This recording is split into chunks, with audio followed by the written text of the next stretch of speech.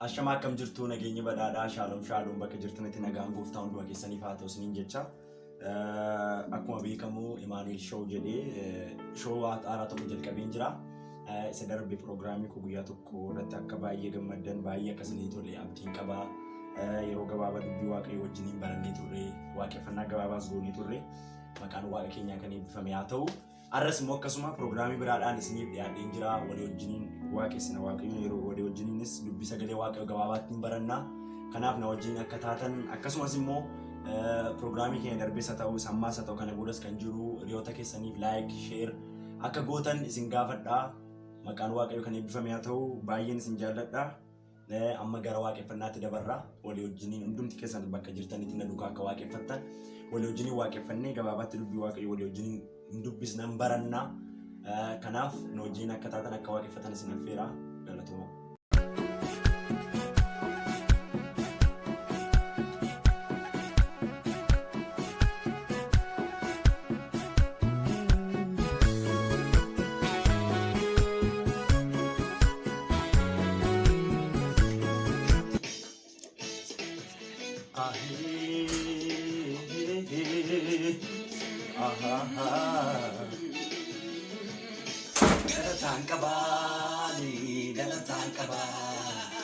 Shubbi sankabali, shubbi sankaba, farfanankabali, farfanankaba, ganatankabali, ganatankaba.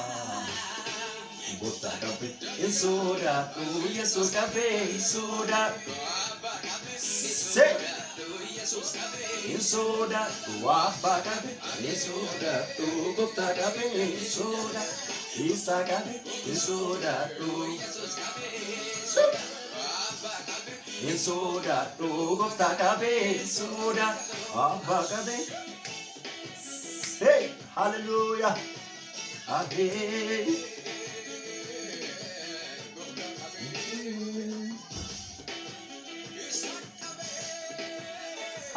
Hallelujah. Amanera, si amanera, si cabatera, si cabatera.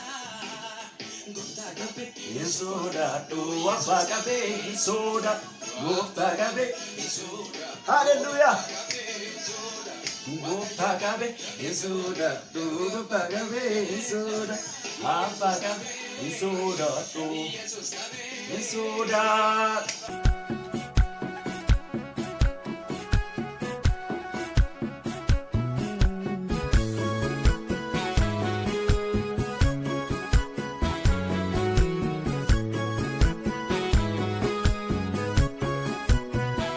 Maqaan waaqayyoo kan eebbifame haa ta'u waaqeffannaa keenya maatiin baay'ee akka eebbifamtan abdiin qaba. Obboleessa keenya faarfataa Geedoonas Caaluu hundi keessan beektu jedhee yaada. Faarfannaa baay'ee nama eebbisuudha. Si amaneera faarfannaa jedhu achumaan yuutuubii galtanii seerchi gootanii akka daawwattan asumarraa isin affeera. Maqaan waaqayyoo kan eebbifame haa ta'u amma gabaabaatti dubbii waaqayyoo wajjiniin barannee na wajjiniin immoo gabaabaatti faarfannaa tokko waaqeffannee sagantaa keenya gara xumuraatti finnachuudha. Sagantaa keenya guyyaarraa na wajjiniin akka taatan ammas isin affeera. Dubbii waaqayyoo keessaa iddoo tokko dubbisee walii wajjiniin baranna. Macaafa Luqaas wangeela Luqaas boqonnaa tokko lakkoofsa 32 nan dubbisa akkas jedha. Kunoo hin ulfooftaa ilma sin deessa maqaa isaa immoo Yesuus jedhi moggaasi. Inni guddaa hin ta'a ilma abbaas jedhameen waamama. Waaqayyo gooftaanis teessoo abaabilii isaa Daawitiin hin kennaaf. Mana Yaaqoob irratti bara baraan immoo barri mootummaa isaas dhuma hin qabu jedha. Gabaabaatti aayidiyaan irratti taasoo barbaadu waa'ee Yesuus jecha jedhu irratti jechuudha. Yesuus yookiis maqaa Yesuus.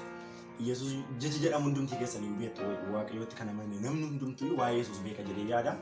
Garuu gabaabaatti aayidiyaa tokko irratti akka dubbadhu keessa koo waan jiruuf kan irratti dubbachuu barbaadeen. Innis Yesuus Kiristoos kun akkas jedha Ibroota keessatti. Ibroota boqonnaa tokko irratti maal akkas jedha. inni ergamoota irrayyuu akka ture ergamoota irrayyuu akka caalu lafaaf waaqatti kun iyyuu Yesuus Kiristoosiin akka uumame dubbata jechuudha. Akkas jechuun maal jechuudha? Yesuus Kiristoos kan inni dibeennu wangeela kakuu haaraa keessatti dhufee karaa Maariyaamiin dhalate isuma nama dubbise jechuudha. Kunoo ilma Sinbiisaa maqaa isaa Yesuus jettee moggaaftaa. Inni immoo mana Yaaqoob irratti bara baraan immoo isa Yesuus Kiristoos inni asirratti dubbate kun inni Luqaas caafe kuni kakuu moofaa keessas tureera jechuudha. Lafaaf waaqatti kun iyyuu Yesuus Kiristoosiin uumameedha waan ta'eef. Kanaaf jecha irratti dubbachuu barbaade waan jecha tokko kan hin caalle irratti innis maalidha? Yesuus Kiristoos maalidha jedha? Amaanu'eelidha jedha. Amaanu'eel jechuun maal jechuudha? Nu wajjiniin kan jiraatu jechuudha. Kakuu moofaa keessatti maal ture? Kakuu moofaa keessatti maal ture? Waaqaaf lafti kun Yesuus Kiristoosiin uumamu iyyuu malee nu wajjiniin jiraachaa ture jechuudha. Amaanu'eel jechuun garuu maal jechuudha? Nu wajjiniin jiraata, nu wajjiniin kan adeemu, nu wajjiniin kan nyaatu, nu wajjiniin kan dhugu jechuudha. Eenyu duukaa ture? Bartoota duukaa ture. Lafa kana deddeebi'aa ture jechuudha. Yesuus Kiristoos maal eenyu jechuudha? Amaanu'eel jechuudha jechuudha. Amaanu'eel jechuun nu wajjiniin Waaqayyo nu wajjiniin jira jechuudha. Waaqayyo kun immoo eenyudha? Yesuus Kiristoosidha. Yesuus Kiristoos nu wajjiniin jira jechuudha. Ammoo Yesuus Kiristoos eessa jira? Amma Yesuus Kiristoos eessa jira isa jedhamu irratti haasofnaa jechuudha. Yesuus Kiristoos hafuuraan nu keessa jira. Tokkoon keenya keessa hafuuraan jira. Yesuus Kiristoos garuu ofii isaatii amma mirga abbaa jira jechuudha. Maal jenne sana Amaanu'eel jechuun nu wajjiniin kan jiru jechuudha. Yesuus Kiristoos biyya lafaa kanarra gaafa ture Amaanu'eel ture. Amaanu'eel jechuun nu wajjiniin jira, nu wajjiniin kan nyaatu, nu wajjiniin kan adeemu, nu wajjiniin kan dhugu, nu wajjiniin kan haasa'u, haasaa keenya kan haasa'u, uffata keenya kan uffatu. Amma garuu akkasittiin hin jiru. Eessa jira? Ulfinaan mirga abbaa isaatii jira jechuudha. Hafuuraan immoo karaa hafuura qulqulluu tokkoon keenya keessa jira jechuudha.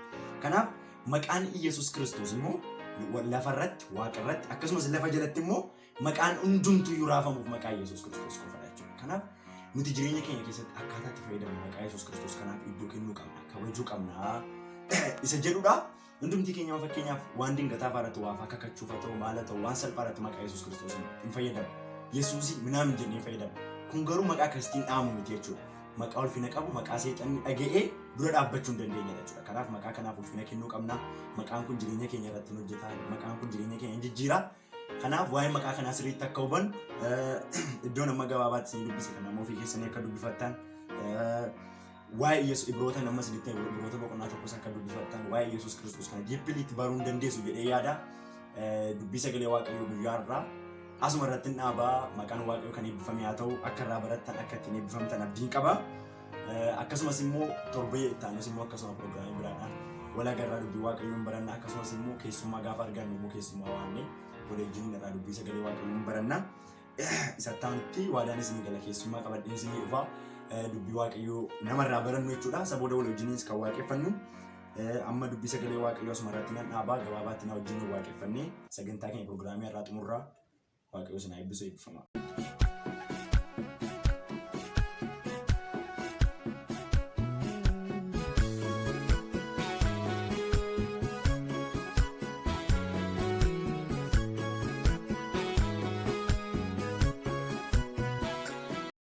Waaqayyoon waaqeffanna walii wajjiniin hundumti keessa lafa jirtanitti na wajjin akka waaqeffattan isin affeereera. Faarfannaa Yesuus faarfannaa jedhu walii wajjin faarfannaa. Faarfannaan kun haaraadha. Walii wajjiniin waaqeffannaa iddoo jirtanitti akka waaqeffattan isin affeera.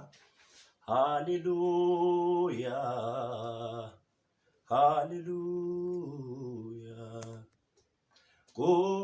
Qulqulluun itti baqatee kan oolu siidha. Maqaan maqootarra caalu qulqulluun itti baqatee kan oolu siidha. Maqaan maqootarra caalu Yesuus, Yesuus. Yesus, Yesus, maqaa kee waammadhee ooleera balaa hamaa sirraatiin dhaladhee siidha hundeen koo ganamaa. Maqaan kee gimbii jabaadha. Itti baqadhee isan ooluudha. Maqaan kee gimbii jabaadha. Itti baqadhee isan ooluudha qulqulluun itti baqatee kan oolu seedha maqaan maqootarra caalu Yesus Yesus Yesus Yesus Hallelujah. Maqaan Waaqayyoo gimbii jabaadha. Qajeelaan itti baqatee kan ooludha gimbiin Waaqayyoo. Maqaan Waaqayyoo isa gimbii jabaa ta'e kana itti hirkachuutti amanachuutu nurra jiraata. Maqaan Waaqayyoo kan eebbifame haa ta'u. Pirogiraamii koo guyyaa irraa asirratti xumuraa. Akkasumas immoo chaanalii kana subscribe akka gootan, like akka gootan, share akka gootan adaraan isin gaafadha. Like, comment gochuu akka hin daganne yaadanuuf qabdan immoo kuyyoo sirraa waan jettan yoo jiraat comment akka nu gootan isin gaafanna. Maqaan Waaqayyoo kan eebbifame haa ta'u. Galatooma. Guyyaa biraa pirogiraamii biraatiin wal agarra. Ciao.